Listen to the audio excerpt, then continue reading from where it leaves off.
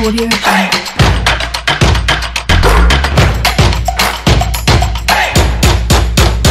Salut sportifs et merci de nous écouter avec attention à l'heure où le foot européen prend le pouvoir sur Sport FM et Sport FM TG.com. Les majeurs à décrypter. Retour sur l'ouverture de la saison en Liga et en Serie A italienne. Le duel Bayern-Dortmund déjà lancé en Bundesliga. Manchester City et Arsenal à la conquête d'un troisième succès consécutif. Puis la Ligue 1 avec le déplacement du Paris Saint-Germain chez Lille.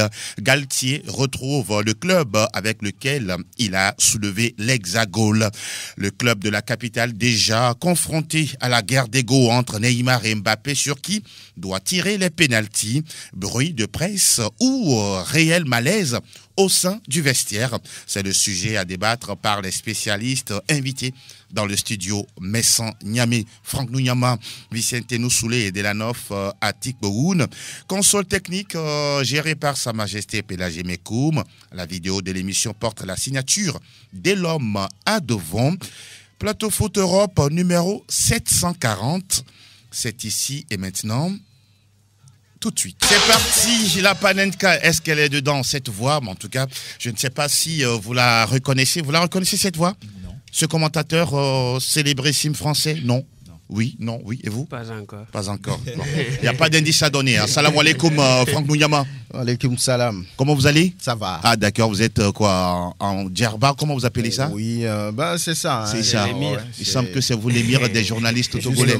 Justement. Donc vous avez sûrement beaucoup de millions à distribuer aux gens aujourd'hui. Mais pourquoi pas, on va essayer. Bon, je parlais tout à l'heure de cette voix. Aujourd'hui, c'est vendredi. C'est vendredi. Ah oui, ça coïncide très bien. Hein. Voilà. Il a tous les droits. Voilà qui est dit. Je parlais de cette voix tout à l'heure. C'est celle de Thierry Gilardi, hein, le regretté Thierry Gilardi. Et c'était sur ce penalty, cette panenka de Zidane face à Gigi Buffon en Coupe du Monde 2006. Voilà, c'était un peu la colle de ce matin. Vous vous retrouvez finalement? Oui, je me retrouve finalement. Thierry Gilardi. Gilardi, Téléfoot. Téléfoot, exactement. Qui nous a donné vraiment envie, des émotions. Voilà. Pendant cette Coupe du Monde-là, et en 2007, il nous a quittés. Ah oui, c'est la triste réalité. Mais bon, tout à fait. Messieurs, on va s'intéresser à la première actualité qui est tombée vendredi dernier. Avant de parler des majeurs, c'est la liste des 30 nominés pour le fameux Ballon d'Or. La liste est tombée sans Neymar et Lionel Andrés Messi. Vous êtes surpris ou c'est logique de ne pas voir Messi pour une fois dans la liste des nominés? Sportivement, oui, je pense que c'est logique. Maintenant, quand on prend la stature de cet athlète-là, de Lionel Andrés Messi ou encore de Neymar, on se dit tout simplement que oui, pour la publicité de ce trophée-là, ça fait un peu tache d'huile.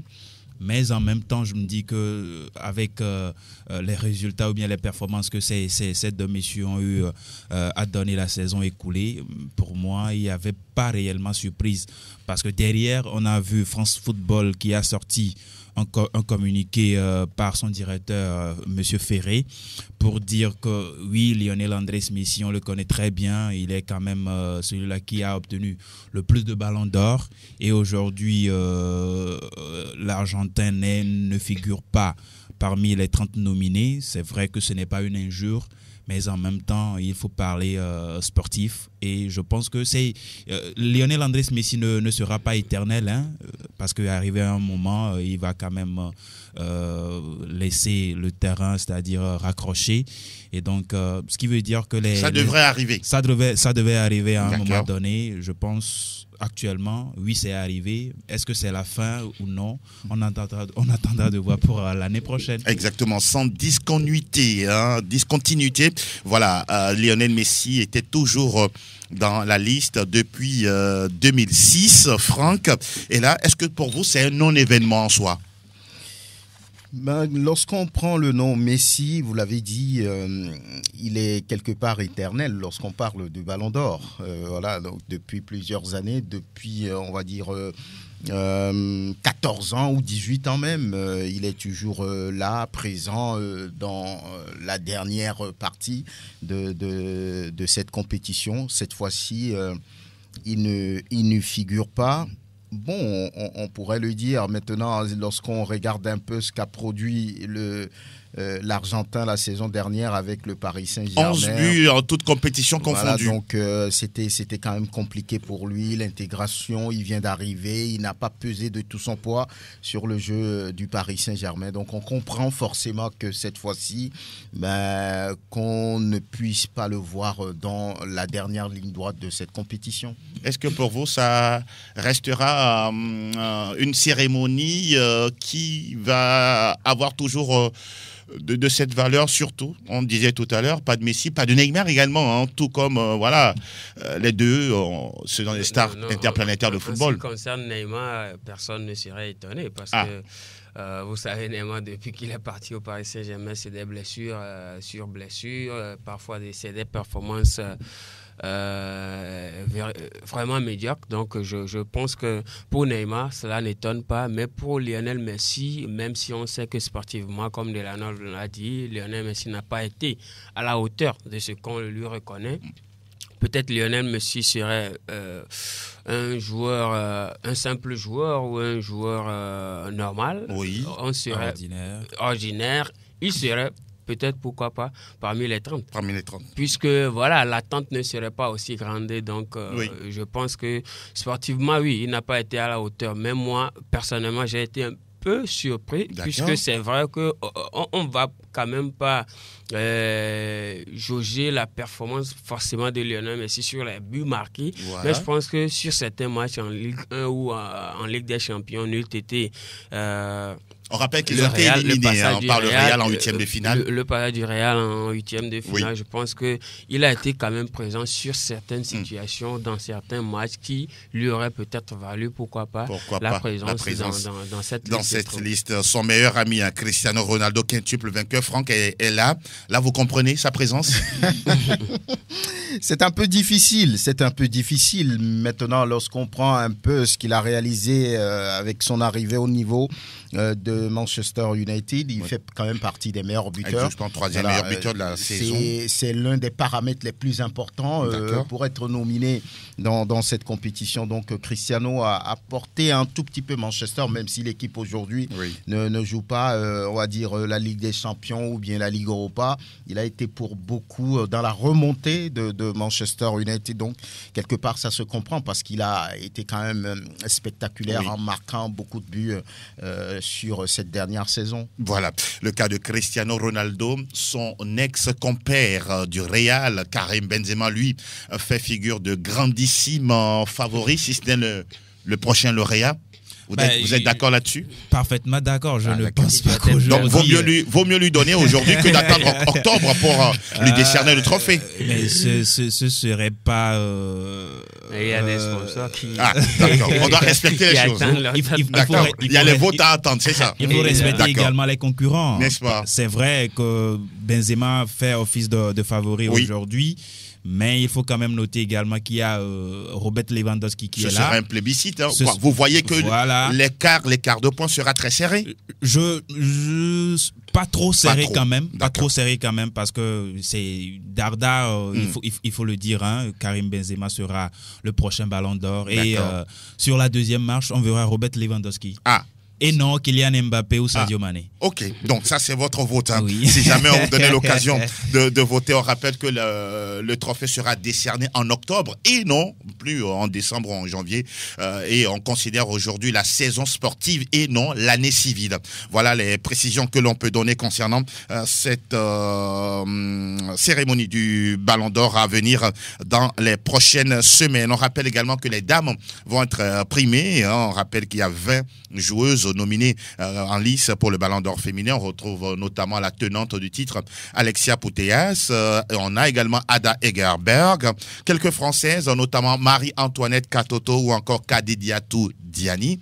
On attend de voir ce que ça va produire très très bientôt. Voilà ce qu'on peut dire en ce qui concerne la liste des nominés pour le Ballon d'Or. Et désormais, nous ouvrons la page des majeurs.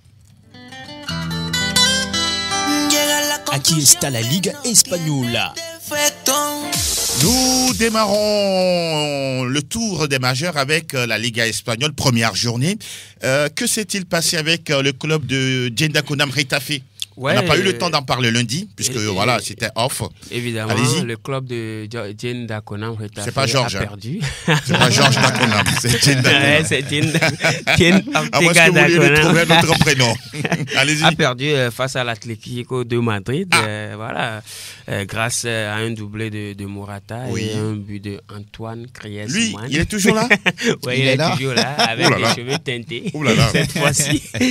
La dernière fois qu'il a marqué en Liga, ça remonte en janvier. Oui, évidemment. 2022. C'est quelqu'un qui souffre énormément par Ah rapport à la réalisation. C'est but maintenant. Mais Retafe a perdu malheureusement et entame de la pire des manières ce championnat encore une fois. Il a commencé là où il avait fini la saison dernière. Donc c'est difficile pour Jane Dakonam et ses coéquipiers.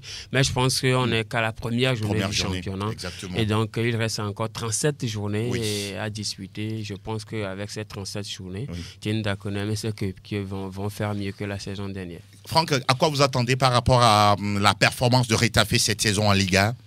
Ben, lorsqu'on voit un peu, lorsqu'on jette un coup d'œil sur ce que ce club a produit la saison dernière, on se pose beaucoup de questions. Est-ce que ce club a quand même les moyens de pouvoir disputer encore le top 5 ou bien le top 10 même de ce championnat? Parce que là, depuis la saison dernière, je crois que le club ne se retrouve plus. Il y a beaucoup de joueurs qui ne sont plus, on va dire, assez, j'allais dire, forts au moment où cette équipe avait failli se qualifier même pour la Ligue européenne des champions. Donc, on va se dire que Retafe fait partie des clubs moyens de ce championnat et le retrouver, on va dire, dans la première moitié du tableau ou bien un peu en descendant ne serait pas une surprise.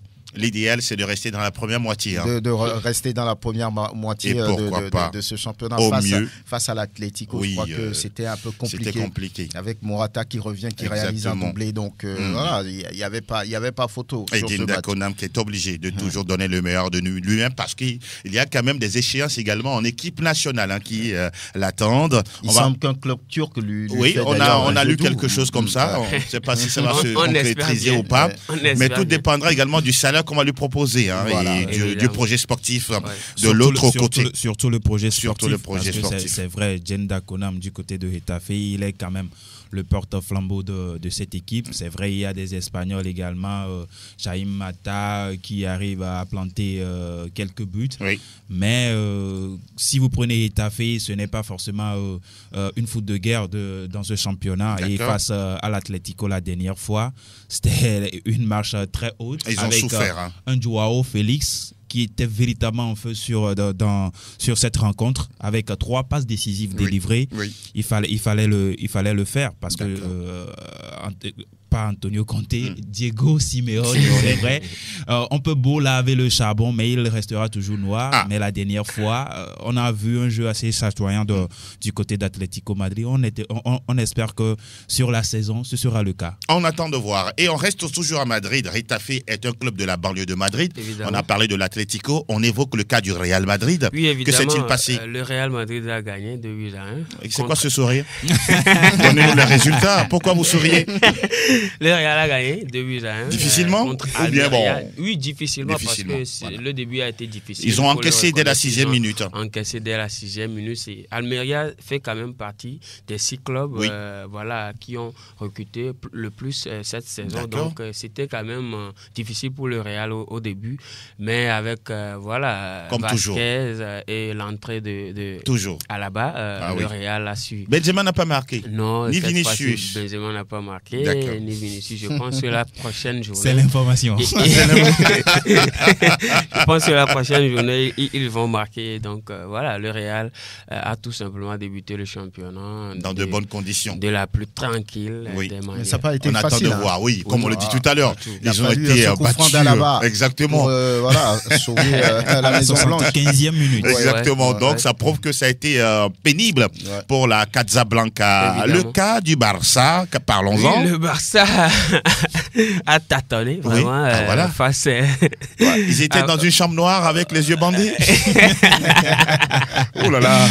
C'était difficile malgré les recrues du Barça. Elles ont toutes été alignées. Elles ont toutes été alignées. Elles ont toutes été enregistrées sauf pour le moment Dembélé qui voilà. D'accord.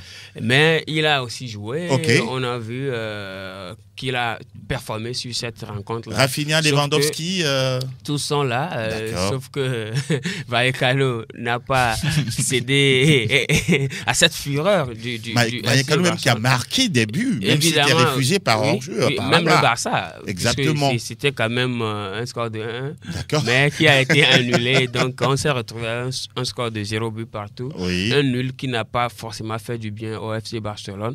Mais je pense que, comme je l'ai déjà dit par rapport au cas étafé tout à l'heure, ce n'est que la première journée du championnat. Donc il reste encore beaucoup de journées à discuter. Mais je pense que c'est déjà un petit retard pris tout à fait. Par rapport au Real Madrid. Surtout. Et donc il va falloir le combler. Vous l'avez dit, ce retard-là, il est là. Aujourd'hui, le Barça a 1 point, le Real en a 3. Évidemment. Il y a une différence à ce niveau-là, même si je ne suis pas fort en mathématiques. On va parler du cas de Gattuso qui est arrivé au niveau du championnat espagnol. C'est quoi les nouvelles avec son nouveau club Valence? Oui, Gattuso, il est arrivé avec Valence et il a gagné son premier match face à Girona, 1-0. Donc c'est un très bon départ. Intéressant. Pour Gennaro Gattuso. On le connaît, cet homme. Déjà, quand il était sur le terrain, ce n'était pas facile à gérer. Et donc, en tant que coach, c'est vrai qu'il s'est assagi, puisque maintenant, il n'est plus dans ce rôle de joueur. Il comprend mieux les choses. Quand vous êtes en dehors, vous comprenez mieux les choses que quand vous êtes sur le terrain. Donc, il a rassemblé les joueurs. C'est quelqu'un qui aussi a un très beau discours. D'accord. C'est quelqu'un qui, déjà, par sa personnalité, convainc les joueurs, puisqu'il a fait une carrière assez exceptionnelle. Donc, avec cette première victoire-là, il rentre déjà dans l'esprit des supporters, dans l'esprit des dirigeants. Je pense qu'avec ça, il pourra faire mieux avec Valence. Puisqu'on parlait l'autre fois que Valence a tout simplement disparu de l'échiquier national. Exactement. Complètement, d'ailleurs. Pour ne même pas dire européen. Évidemment. Donc, je pense qu'avec Gattuso, c'est un peu le renouveau, puisque c'est tout un autre projet sportif qui est en place. D'accord. On va aller avec les autres résultats et enchaîner avec le calendrier de la deuxième journée avec vous. Rapidement, Osasuna s'est défait de Séville. Séville. Ça, c'est une surprise, non? C'est une surprise. Séville qui est dépouillé de sa charnière centrale des saisons dernières, Diego Carlos et Jules Koundé, qui est arrivé au Barça. Celta Vigo et Espanyol de Barcelone font match nul 2 buts partout. Villarreal en déplacement à Valladolid lui a infligé 3-0. Cadiz s'incline devant la Real Sociedad grâce à un but de Kubo. Le japonais, l'ancien du Real Madrid. Valence, comme on l'a déjà dit, a gagné Girona 1-0. L'Atlético Bilbao fait match 0-0 face à Mallorca.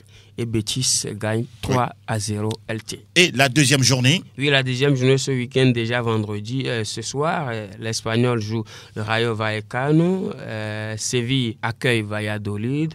Demain samedi, Osasuna sera face à Cadiz. Mallorca va jouer Betis. Le Real se déplace à Celta Vigo. Ça, c'est samedi? Oui, samedi, le Real va porter un maillot noir cette fois.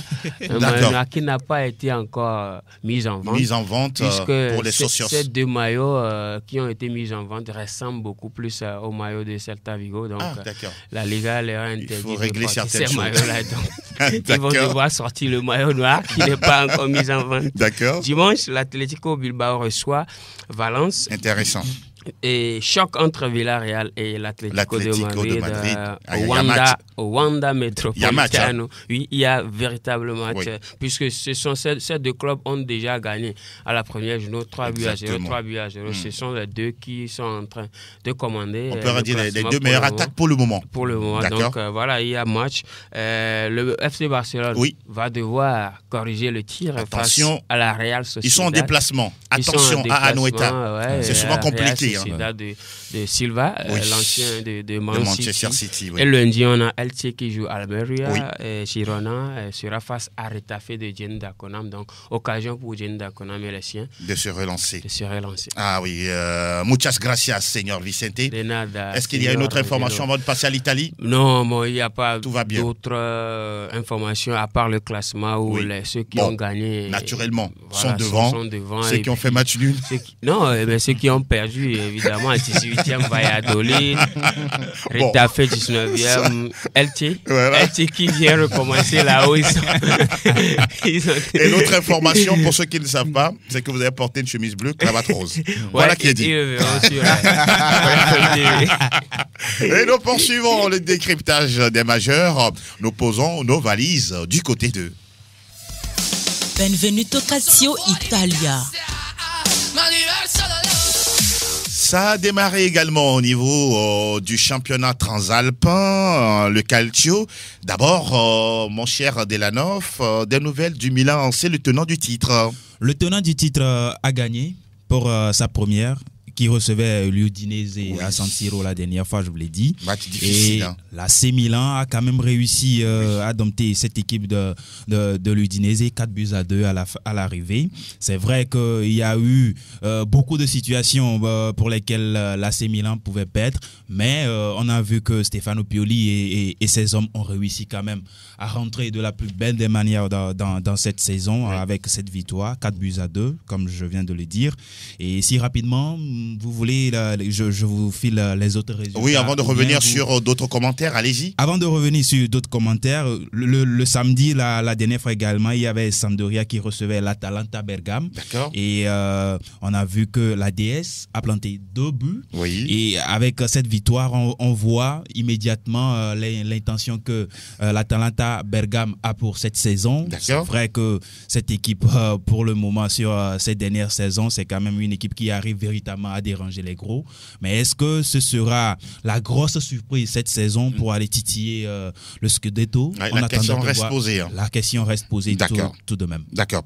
Et vous parlez également du Napoli et de l'Inter Milan. Parlons-en. Napoli et de l'Inter Milan également. Toutes ces deux équipes, ont quand même réussi à accrocher une victoire également. D'accord. Napoli de son côté a gagné 5-2 sur la pelouse de Las Vérone. L'Inter Milan également face à Lecce a quand même cravaché dur. Et on a vu que Simone Inzaghi, lors du deuxième but du néerlandais Dumfries, a quand même fait le tour du terrain. N'est-ce pas? Un peu comme Thomas Tuchel. Un peu comme Thomas Tuchel en Angleterre la dernière fois. On a vu que ça a été un match assez difficile pour les Nerazzurri, mais à la fin, le plus important, c'est les 3 points. Il faut quand même réussir à le faire. L'information de cette rencontre également, c'est la réalisation de Romelu Lukaku. Il lui a suffi juste 1 minute, quelques secondes pour que le Belge puisse recommencer à marquer du côté de l'Italie. Et l'information pour nous les Africains également, c'est ce but d'Hassan Cissé qui a égalisé la dernière fois, c'est bien. On a vu également Osimhen du côté de Napoli qui a été décisif à 2 reprises. Exactement. En attendant de voir sur la saison, toujours, nous ne sommes qu'à la première journée. Tout à fait. On lui souhaite tout le meilleur. Mais la tâche d'huile pour cette première journée également du côté de Napoli, c'est que Osimhen a été la cible des cris racistes. Comme toujours. Et on a vu que la fédération ou bien la Ligue italienne a quand même ouvert une enquête pour pouvoir fermer la partie du public qui a lancé ces cris-là à l'endroit du Nigérian en attendant de voir la suite de ce problème. Ce qui est curieux, seuls les imbéciles ne changent pas. J'ajoute par rapport à vos résultats que la Juve également s'est imposée à domicile face à Sassuolo 3-0 avec des débuts réussis d'un certain Angel Di Maria qui a marqué un très joli but. Malheureusement, à l'heure de jeu, qui a laissé ses coéquipiers. On nous parle de 10 jours d'absence. 20 jours. 20 jours. 20 jours, ce qui veut dire que le lundi prochain, face à Sassuolo, face à la Sampdoria, il sera absent naturellement, tout comme Paulo Pogba. Paul Pogba, qui reste souvent bien accompagné dans la tribune pour suivre les matchs. Franck, le retour presque réussi encore une fois de Romelu Lukaku. On a l'impression que arrivé à Chelsea, il s'est complètement loupé en allant dans ce club-là. Même mieux, il s'est complètement perdu. Parce que là, il ne se retrouvait plus. Et vous allez constater qu'à un moment donné, il y avait cette tension entre lui et Thomas Tuchel qui ne lui faisait pas confiance. Quand il est arrivé sur 2, 3, 4 matchs, il s'est affiché, il a fait de très bonnes choses. Mais après, c'est le désert, on va dire. Donc, il ne se sentait pas bien, même s'il avait déjà joué dans ce championnat. Son retour n'a pas été prolifique. Donc, il a voulu retourner. Il a dit, à un moment donné, les supporters des Blues lui en voulaient Donc voilà, c'est un retour assez intéressant pour lui. Comme Delanov le disait il y a quelques secondes, il n'a pas mis beaucoup de temps pour marquer. Tout à fait. Et voilà, déjà, je pense qu'il commence comme ça et il va retrouver sa confiance. Et véritablement, l'Inter compte sur ce joueur-là pour faire la différence. Et on peut dire que c'est un bon début de but pour lui. Retrouver sa confiance et surtout sa complicité avec Lautaro Martinez, le joueur argentin qui a déclaré avoir longtemps discuté avec Lukaku lorsqu'il était à Chelsea. Il n'a pas entre-temps compris son départ, mais il est très heureux qu'il soit de retour dans les rangs Nerazzurri. On rappelle que l'AS Rome de José Mourinho également a gagné petitement 1-0 face à Salernitana. Ça a été compliqué, attendu. Mais il y a quand même des phases de jeu qui laissent un bon avenir pour cet effectif-là. Parce que quand on voit Paulo Dybala, quand on voit des joueurs comme Jorginho Wijnaldum, même si la dernière fois il n'a pas joué, on attend de voir véritablement ce que va produire José Mourinho. Je le disais. Il y a également Tammy Abraham. Il y a également très intéressant. Tammy Abraham. Sans oublier Nicolo Zaniolo, celui-là même qui a porté les Romains la saison dernière. Et donc, il y a eu de très belles phases de jeu, comme je viens de le dire. Et c'est vrai, petitement, 1-0, mais c'est très important, ces 3 points. Exactement, surtout qu'ils ne sont pas décrochés du tout au classement. Mon cher Vicente, quand on prend cette série A cette année, avec des joueurs comme Lukaku, Vlahovic, Di Maria, ou que sais-je encore, qui voyez-vous finir meilleur buteur dans ce championnat? C'est compliqué de le dire aussitôt, puisque tous ces joueurs que vous venez de citer, ce sont quand même des joueurs de classe mondiale. Victor Osimhen, Tammy Abraham. Évidemment, Dusan Vlahovic par exemple, qui a encore bien commencé avec un doublé. Tammy Abraham qui a réalisé une saison exceptionnelle la saison passée. Thierry Immobilier qu'on ne doit pas également occulter. Évidemment, Thierry Immobilier qui est toujours présent voilà, dans le classement des buteurs. Il y a Tammy Abraham, je parlais Victor Osimhen également. Osimhen également. Donc, je pense que c'est toute une palette de stars, de joueurs de classe mondiale. Donc, c'est difficile, c'est compliqué d'entrevoir celui-là. Vous ne voyez pas un duo de tête sur les qualités des joueurs proposés? Oui, je peux Allez, imaginer, lancez-vous. Je peux imaginer que Dusan Vlahovic ou Lukaku. Ça, c'est un sacré duel. Oui, Lukaku est revenu à la maison. Donc, je pense que, comme Franck l'a dit, c'était perdu. Donc, c'est un peu comme le fils prodigue. Il est revenu à la maison. Donc, il va commencer par encore manger savourer les mains de son papa et de sa maman. Donc, je pense que le duel sera rude. La bataille sera rude en général, mais je pense qu'il y aura un duel entre Dusan Vlahovic et Romelu Lukaku. Franck, sur cet aspect de la question? Oui, je pense que Dusan Vlahovic a montré toujours de très bonnes dispositions pour marquer des buts. Il a encore bien commencé. Est-il pour vous dans le meilleur club en quittant la Fiorentina pour un club de top niveau? À la bonne place? Je ne sais pas, il appartient à lui de le dire. Maintenant, je sais que la Juve, depuis un bon bout de temps, ne s'impose plus sur l'échiquier européen. Est-ce que c'est un grand club? Peut-être en Italie. La Juve a été pendant longtemps championne de ce pays-là, mais sur l'échiquier européen, la Juve est absente. On peut le dire ainsi. Donc, Dusan Vlahovic, ça dépend de ce qu'on lui a proposé. Ça dépend du projet.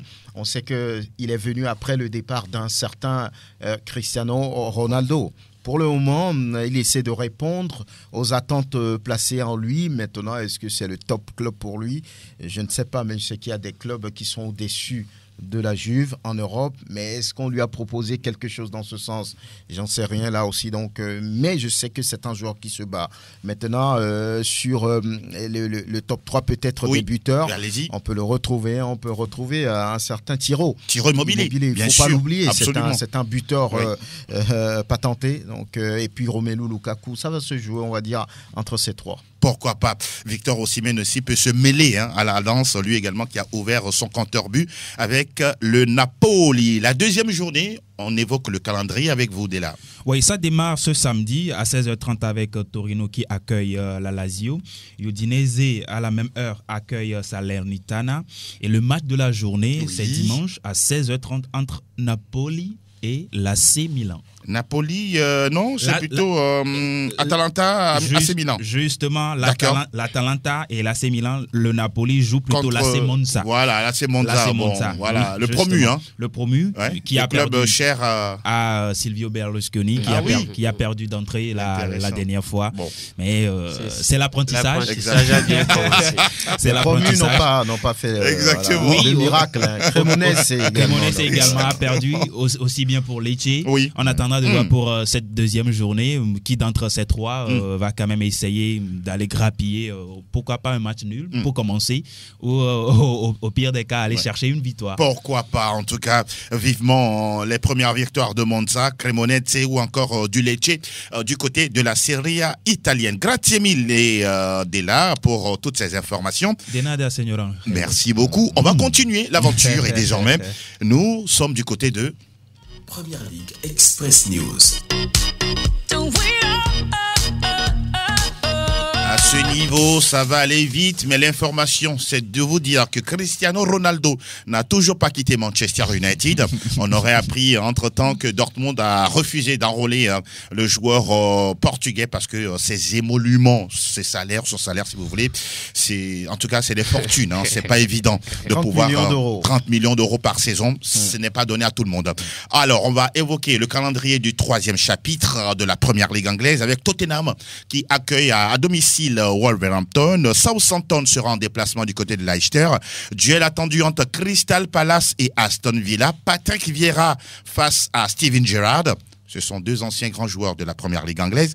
Everton de Frank Lampard accueille à Goodison Park Nottingham Forest, le promu. On aura également une confrontation entre Fulham et Brentford. Bournemouth réserve son hospitalité à Arsenal.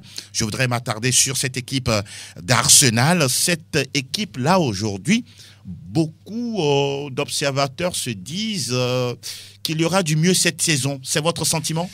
Non, mais moi je l'ai déjà dit, Arsenal c'est la même chose chaque saison depuis un certain nombre d'années. Oui, le début c'est intéressant, c'est joli à voir, mais à un moment donné on voit que Arsenal se lâche, laisse les points par derrière. Parfois c'est des matchs nuls d'affilée ou des défaites. Mais je pense que c'est bien démarré cette fois-ci. Maintenant, on attend de voir si vraiment Arsenal pourra tenir la dragée haute. À ces clubs-là, Man City, Man United, Tottenham, Chelsea. Liverpool. Donc, c'est compliqué de dire que cette saison, Arsenal sera meilleur puisque déjà la saison dernière, c'était quand même difficile au départ. Mais on a vu la résilience de Mikel Arteta. Ils se sont repris jusqu'à ce qu'il ne décroche cette 5e place. Maintenant, cette saison-là, ça démarre bien, surtout avec le retour de Sabali, qui, Saliba plutôt. Sabali, c'est un Sénégalais. Évidemment, il a la tête à Dakar. Évidemment, il y a Gabriel Jesus aussi. Gabriel Jesus, qui sont aujourd'hui quand même des jeunes ambitieux. Les fers de lance, des jeunes ambitions pour Arsenal, mais je pense que c'est encore très tôt de dire que Arsenal peut faire mieux parce que Arsenal, on le connaît. On va suivre. Leeds United reçoit Chelsea, West Ham Brighton, et puis duel entre clubs riches, Newcastle United face à Manchester City. Franck, on revient rapidement, 30 secondes sur le cas Antonio Conte et Thomas Tuchel la dernière fois. Quelle interprétation vous faites de la poignée de main très très dure ou très très solide justement des deux managers? Je pense qu'on est en début de saison et chacun veut marquer son territoire. Chelsea fait partie des clubs annoncés pour gagner le titre. Tottenham a l'envie quand même de jouer le top 3 au moins, si ce n'est de gagner aussi la Première Ligue. Donc à partir de ce moment-là, ce premier match entre ces deux entraîneurs connus, on va dire, qui ont fait des fort choses caractère aussi, fort caractère, l'ont prouvé, chacun à son niveau. On ne veut pas perdre et ça s'est retrouvé dans le comportement des deux entraîneurs. D'abord Conte qui est allé chambrer un peu Tuchel après l'égalisation, et lorsqu'on a marqué le deuxième but, Tuchel qui a fait le tour devant le banc des Spurs. Donc il y a eu cette provocation, cette tension, et puis à la fin, cette salutation entre Oui. les deux. Oui. Ben, moi, je pense que Tourelle est allé un peu loin. Mais s'il n'avait pas obligé Conte de à le regarder droit dans les yeux. Il l'a salué de façon élégante. Il veut partir, mais il l'a retenu. Donc voilà, donc c'est un peu la tension. Après, ils se sont expliqués. Exactement. Donc ce n'est pas le plus important. Ouais, et que, ouais. voilà, j'espère que c'est vraiment sincère. On a l'impression que Conte devait quelque chose à Tourelle. Ouais, Eh ben, il a pris, mais bon, tu vas où là? Mais regarde-moi dans les yeux. Et lui, il répond quand tu veux. Quand tu veux. C'est assez surréaliste. Avant que nous voulons continuer, on se rappelle que voilà, l'arbitre a quand même donné un rouge. Ouais. Bon, aux deux managers, je pense que histoire de les calmer un tout petit peu. Hein. Oui, je pense que la dernière fois, c'était encore aller trop loin. Hein, c'est vrai. Vous pensez? On veut quand même marquer nos territoires. Oui. On veut quand même, pourquoi pas, défendre nos institutions. Je crois que c'est vrai, il faut quand même les comprendre, mais en même temps, c'est aller trop loin de la part de Thomas Tuchel. Parce que Antonio Conte, c'est quand même... Ils ne se sont pas dit quand même des animosités, hein? Non du tout. C'est vrai, ils ne se sont pas dit quand même des animosités, mais derrière on a vu Antonio Conte qui a dit sur son compte Instagram, heureusement pour toi que je t'ai pas vu quand tu célébrais le deuxième but. Oh là là. Ce qui veut dire que lorsque Chelsea a marqué son deuxième but, il avait quand même sa tête entre les mains, donc il n'a pas vu la scène passée, célébration la célébration du technicien allemand. Je me suis dit qu'est-ce qui pouvait se passer. Il allait le poursuivre en même temps. Moi je pense que on va pas continuer. Le temps est contre nous, messieurs. Je pense que ça fait partie du buzz. Naturellement. Aussi, Naturellement. Au passage, on salue également le magnifique but de Kalidou Koulibaly sous les couleurs de Chelsea. On rappelle que Manchester United va jouer lundi contre Liverpool. On reviendra justement en début de semaine pour évoquer ce duel, le Derby of England. C'est bien terminé pour la Première Ligue. Nous allons du... Willkommen zu Total Bundesliga. Total Bundesliga. Nous évoquons la Bundesliga, le championnat d'Allemagne, où évolue désormais un certain Sadio Mané. Oui, qu'est-ce qui va se passer avec le Bayern? Oui, pour le compte de la 3e journée. Oui. Et naturellement, le Bayern va jouer dimanche en dernière position. C'est un déplacement sur les installations de Bochum. Voilà, après 2 matchs, le champion en titre se porte bien. 2 matchs, 2 victoires. Avec beaucoup de buts marqués. Beaucoup de buts marqués. 0 encaissé, non? Voilà. 0 encaissé. Il y a un but encaissé déjà. Ils ont pris déjà un but. Ils ont pris un but. Donc, voilà. Le Bayern va bien pour le moment. Sadio Mané qui entre-temps a déclaré que la meilleure décision de ma carrière, c'était de quitter Liverpool. Donc, voilà. Entre-temps, Rummenigge qui dit Sadio Mané n'est pas un joueur de classe mondiale.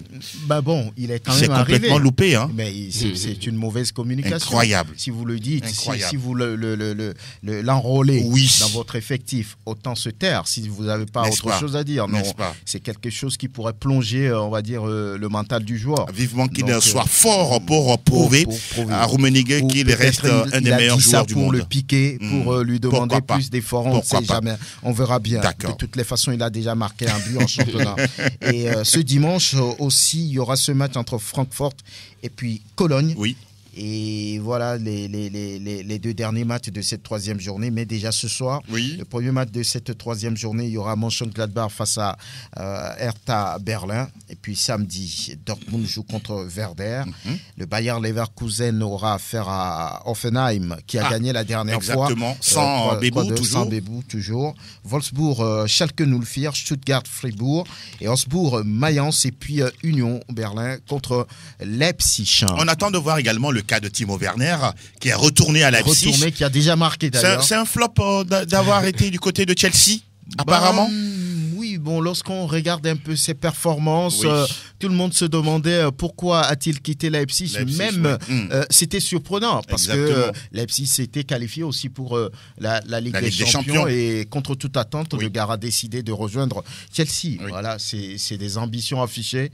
Maintenant, sur 2 saisons derrière, il pense que peut-être c'est pas ma place. Il retourne à la maison et il confirme qu'il fait partie, on va dire, des meilleurs attaquants de ce club-là allemand. Et peut-être pour la Coupe du Monde, il veut avoir plus de temps de jeu. Absolument. Et donc, il a marqué, c'est bien pour lui, c'est très bon pour le mental. On sait que tout ça est calculé de la part des joueurs et des agents, histoire d'avoir suffisamment de temps de jeu pour poursuivre, pourquoi pas, leur carrière. Et sûrement que Timo Werner va constituer une belle paire d'attaques avec Christopher Nkunku du côté de Leipzig. Donc, Phileux, mon cher Émir.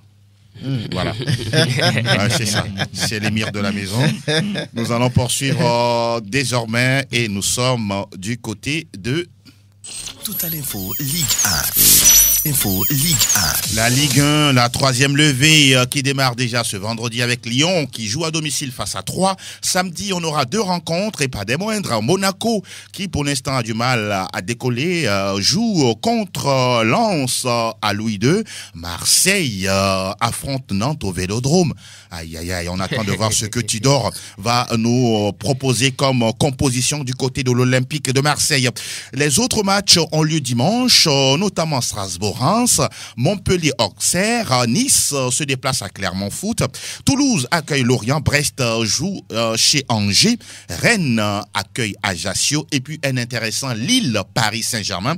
Christophe Galtier qui a déjà gagné le championnat de Ligue 1 avec Lille entre 2017 et 2021, est désormais à la tête du Paris Saint-Germain, va se déplacer du côté de Lille et on va voir exactement l'accueil qui sera réservé à Christophe Galtier. Et c'est quand même curieux, il a joué à Marseille, il a été formé à Marseille, il prend la tête d'un club parisien. J'imagine le classico à venir. Je ne sais pas ce que ça va donner, mais voilà ce qu'on peut dire. Chaud bouillant. Chaud bouillant, n'est-ce pas? Ouais. On attend de voir. C'est vrai qu'il n'a jamais taclé le PSG dans ses sorties. Oui, il a été toujours très intelligent. Il a été c'est toujours très intelligent. Très professionnel. Très professionnel également. Ouais. On attend de voir. Le match Marseille-Nantes à suivre du côté du Vélodrome. Voilà qui est dit en ce qui concerne la Ligue 1. On va se donner du temps pour débattre d'une situation qui se vit actuellement du côté du Paris Saint-Germain. C'est après ceci. Plateau Foot Europe sur Sport FM. La tribune où les spécialistes disent tout haut ce que le public pense tout bas.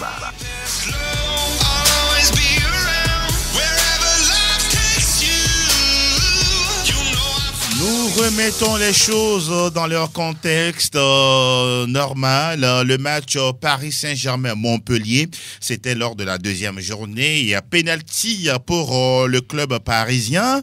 On se rappelle, le premier coup de réparation tiré par Kylian Mbappé, raté. Je dirais même arrêté par le portier montpelliérain. Et puis le deuxième ou le second dans la partie. Et on voit Neymar qui récupère le ballon. Et on voit également Mbappé qui va vers Neymar pour discuter et à la fin c'est le Brésilien qui a raison, tire le penalty à sa manière comme toujours, des petits élans, stop et puis contre-pied parfait. Ça rentre on pourra dire à la colère de Mbappé qui n'a pas été du tout content. Alors messieurs, on se pose la question de savoir est-ce que cette situation, ce semblant de guerre d'ego entre Neymar et Mbappé, est-ce que c'est un bruit de presse ou bien il y a un réel malaise au sein du vestiaire du Paris Saint-Germain? Vicente? Je dirais les deux. C'est vrai que il y a un petit malaise, on ne va pas dire un grand malaise. Vous ne voulez pas grossir les choses? Non, il y a un petit malaise. Et comme cela se passe entre frères. Je pense que dans la vie professionnelle aussi, c'est légion. Et donc, entre Kylian Mbappé et Neymar, 2 joueurs qui aujourd'hui sont à la recherche quand même, non seulement des chiffres, mais aussi d'une certaine gloire, entre guillemets. Donc, ça peut se passer. Mais en même temps, il faut dire que la presse c'est récupérer ces genres de malaise pour se faire du pognon comme on sait le faire. Donc, je pense que, mais en réalité, il va falloir que Christophe Galtier joue un véritable rôle au sein de ce vestiaire-là. Ce n'est pas la première fois qu'on voit des embrouilles entre joueurs. On se rappelle encore du cas Cavani-Neymar. On n'oublie pas justement le cas Thiago Silva et Marquinhos. Donc, je pense que c'est aussi un cas à tout simplement résoudre, puisque Le Paris Saint-Germain aujourd'hui, ce n'est plus le niveau Ligue 1. Le Paris Saint-Germain a des rêves ultimes, comme le dit d'ailleurs le slogan. Rêvons plus. Rêvons grand. Bon, ils ont dit mais non, il faut laisser ça. Hein. On va penser à autre chose. Vous chutez avant de continuer. Non, je pense que Christophe Galtier a plutôt un important rôle à jouer dans ce vestiaire, solutionner ces petits problèmes-là et faire comprendre aux joueurs que nous sommes là pour un but collectif et non pas pour de tels enfantillages. Je pense qu'ils vont devoir tout simplement obtempérer. Cette situation entre Neymar et Mbappé, on parle de Neymar qui a souvent l'habitude de transformer ses pénaltys, Kylian qui n'est pas forcément dans, on pourra le dire, la même réussite. À ce niveau-là, pour vous, la hiérarchie doit être désignée par qui, décidée par qui? Pour moi, la hiérarchie doit être normalement décidée par l'entraîneur et non le président. Mais on a vu que lors de la resignature, oui, on prend. Ou bien lors de la prolongation du contrat de Kylian Mbappé, beaucoup de choses lui ont été dites. Et aujourd'hui, on voit que le natif de Bondy se voit contraint, déjà lors de son retour, pour pouvoir disputer ce pénalty avec Neymar da Silva Junior. Vous avez tiré le premier pénalty, vous l'avez raté. Le second est arrivé, le Brésilien le prend naturellement parce que je crois qu'à l'époque, il y avait cette hiérarchie-là qui a toujours été dans tous les clubs. Quand celui-ci tire en premier, normalement, avoir la stature de tous ces trois joueurs-là, si je prends par exemple Kylian Mbappé, Neymar et puis Messi, je pense que cela devrait arriver à un moment donné et cela n'a pas été véritablement discuté pour que ces trois-là puissent se comprendre. La chose que j'ai appréciée la dernière fois, c'est que Messi ne s'est pas mêlé. Bien sûr. Et c'est Neymar et puis Kylian Mbappé parce que beaucoup de choses lui ont été garanties et la dernière fois, il a vu qu'il était contraint. Maintenant, on sent véritablement que il y a le malaise est là. Vous lâchez le mot. Pour vous, il y a un malaise. Il n'y a pas un petit malaise. Pour moi, ce n'est pas un petit malaise. D'accord. Le malaise est là parce que derrière, on a vu que Neymar a quand même liké des posts qui vont à l'encontre de Kylian Mbappé. De son compère, oui. Kylian Mbappé.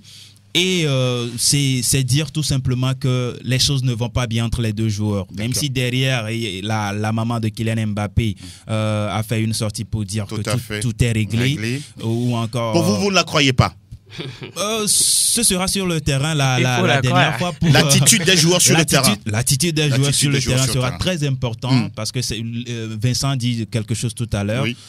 Ils sont là pour une cause commune, aller chercher un trophée très cher que ce club-là est en train de chercher depuis pas mal d'années. C'est quand même la Ligue des Champions. Ce n'est pas sur une affaire de penalty gate que ces trois joueurs ou encore sur toutes ces stars-là sont attendus. Justement, parce qu'ils sont attendus ailleurs, plus de résultats et plus de performances. Alors Franck, on rappelle que la dernière fois, au lendemain du match, Christophe Galtier et puis Monsieur Lopez ont pris leur bâton de pèlerin et ont réuni les deux joueurs. Ce problème-là ne devrait-il pas être réglé en amont, avant le début de saison, histoire de dire, quand on parle de penalty, tu es le numéro 1, toi tu es le numéro 2 et toi tu es le numéro 3. Vous l'avez posé comme question. Je pense que ça devrait être réglé avant même le début de la saison. Mais vous savez, tout le pouvoir qu'on a confié à Kylian Mbappé. Mais c'est-à-dire, lui donne une certaine légitimité. Voilà, toutes les portes. Est-ce qu'il n'en fait pas de trop? Mais il n'en fait pas de trop. C'est ce que le board lui a dit. C'est ce qu'il fait. Pour lui permettre de continuer. Mais il y a quand même un respect vis-à-vis quand même de votre aîné. Oui, Neymar, c'est quand même plus âgé que Kylian Mbappé. Oui, on sait. Regardez un peu la saison dernière où Neymar était perdu, où Messi vient d'arriver. Il n'arrivait pas à faire ce qu'il faisait au niveau du Football Club Barcelone. Celui qui portait le Paris Saint-Germain, c'est bien Kylian Mbappé. Meilleur buteur, meilleur passeur, meilleur joueur, tout à la fois. Et quand il a re-signé, quand on lui a prolongé, on lui a dit, monsieur, vous avez tous les pouvoirs. C'est vous qui décidez de celui qui vient, de celui qui part, de celui qui fait ceci, de celui qui ne fait pas cela. À partir de ce moment-là, il se retrouve au sommet. Mais voilà. ce genre de promesse, c'est pour le bureau et non sur le terrain. Non. Ça s'est prouvé, non? C'est pour le bureau, mais on vous dit, s'il y a un joueur qui doit être transféré vers le Paris Saint-Germain, vous devez avoir votre mot à dire. Si un joueur doit quitter, vous devez avoir votre... Mais tout le pouvoir lui a été donné. Mais l'humilité est où dans tout ça quand il ne permet pas, par exemple, de laisser Neymar jouer? On a vu également entre-temps. Il semble que dans les couloirs, Christophe Galtier a décidé de confier ce rôle à Kylian Mbappé. Oh là là. À Kylian Mbappé. Donc, c'est un couteau à double tranchant. Mais tous les clubs veulent avoir ces 3 joueurs. C'est des stars, c'est des joueurs de légende. Pour vous, la guerre d'ego existe? Ça existe toujours. Et un ancien joueur du Paris Saint-Germain dit, la dernière fois, que c'est pas prêt de finir. Parce qu'entre-temps, Kylian aurait demandé au board de faire partir Neymar. Exactement. Il a appris. Il était même placé sur cette vous liste. Pensez que dans ces conditions, le Brésilien peut rapidement faire le Brésilien, pour vous corroborer ce que vous dites, est en forme sur 3 matchs. 5 buts, 3 passes décisives. Il est devant Kylian Mbappé. Vraiment, qui a raté le début de la compétition. Même si on se dit que c'est Montpellier, 2 clubs qui n'ont aucune référence en France. Donc, je pense que ce problème, c'est ça qui va encore tuer Galtier s'il n'est pas ferme, s'il ne joue pas avec la diplomatie par rapport à ces 3 joueurs. Il risque de plier bagage après une saison. On va parler un peu de cette situation qui règne dans les vestiaires parisiens. Il semble que Neymar est redevenu le patron du vestiaire, soutenu par Messi et Ramos. Ce ne sont pas des joueurs de pacotille. Et au même moment, on a vu l'attitude de Kylian Mbappé sur une action de jeu où Vitinha avait le ballon.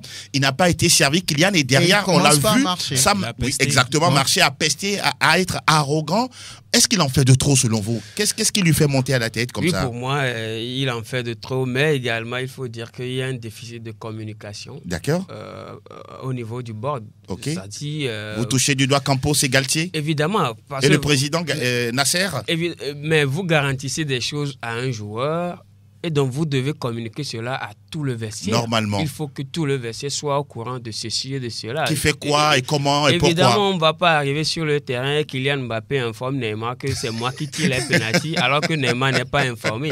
Moi, je pense que c'est un déficit de communication auquel fait face le board du Paris Saint-Germain. Mais également, il faut parler de Kylian Mbappé. Oui.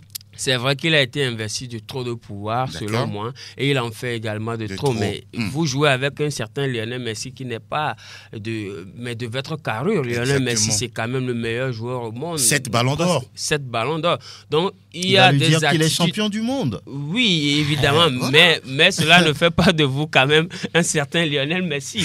Moi, je pense qu'il faut quand même un peu de respect, même si c'est vrai que aujourd'hui c'est vous qui pilotez un peu le projet du Paris Saint-Germain. Il faut quand même se rendre compte que vous jouez quand même avec des joueurs qui ont presque tout accompli dans leur carrière. Un certain Lionel Messi, Sergio Ramos, Neymar même a déjà gagné la Ligue des Champions au Barça. Moi, je pense que Neymar a même déjà fait sa carrière au niveau du Barça. Au Paris Saint-Germain, il est en train de s'amuser tout simplement.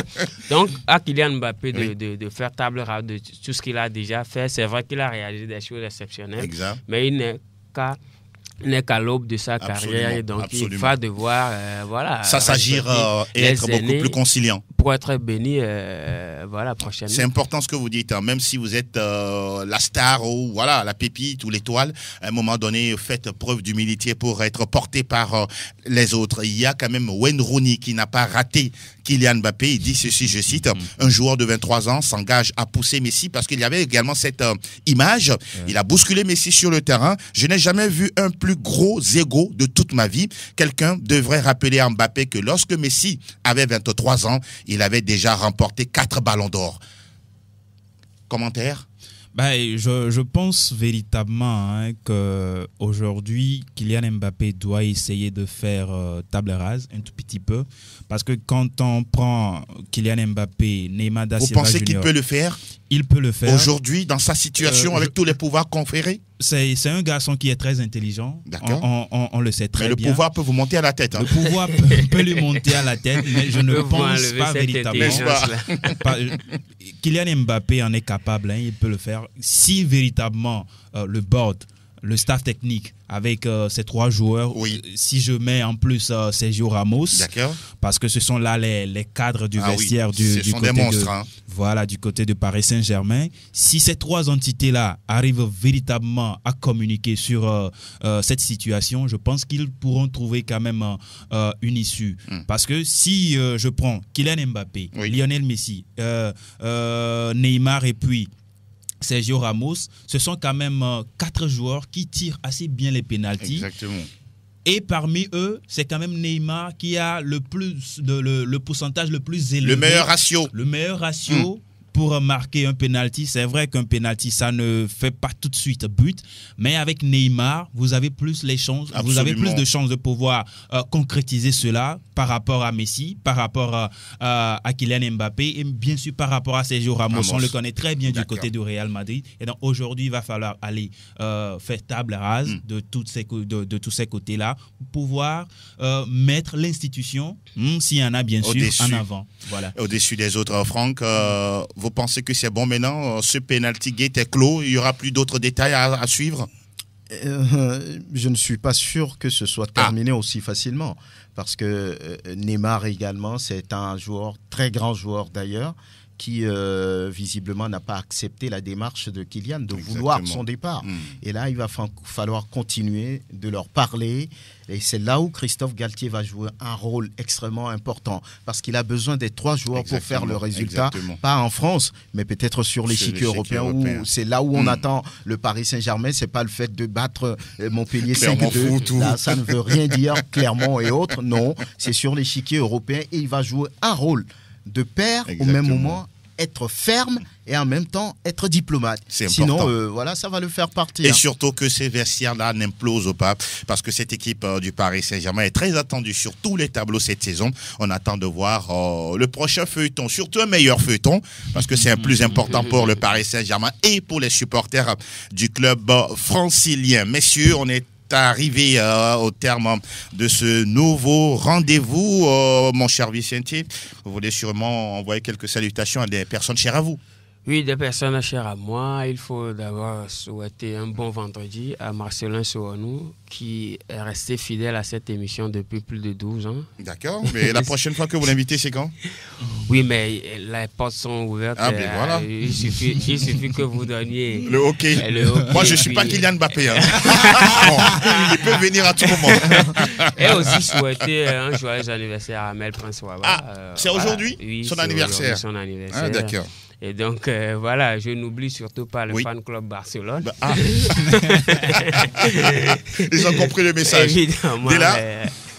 Je vais réitérer un heureux jour d'anniversaire à Armel Prince Ouaba, Marcelin Souanou et puis Roland Atipoué. Voilà qui est dit. Joyeux anniversaire Armel Ouaba, qui a passé beaucoup de temps également avec nous dans cette émission. Que de bonnes choses pour la suite pour vous. Franck Lunyama. Oui, bonjour à Ampoule, un grand supporter de l'Olympique de Marseille. Oui, imaginez, il éclaire tout le temps. Il est tout le temps lumière. Bonjour à Basile Ayeboa également, qui est un fidèle inconditionnel là aussi. Vraiment de cette émission. On va dire bonjour également à Kenneth Miyama, qui est passionné également de cette émission. Super. Et puis excellent début de week-end à tout le monde. Merci infiniment. En tout cas, c'était un plaisir comme toujours. Salut sportif à Faustin Brocadjo, à Yves Amous, à Elinero et à Elinio Dorquenou. On se dit à lundi avec toujours la même passion de vous servir. Ouais. Merci beaucoup, cher Elom Adovon. Mille gratitudes à Sa Majesté Pélagie Mekoum. Très bonne santé à toutes et à tous et à très bientôt. Ciao, ciao.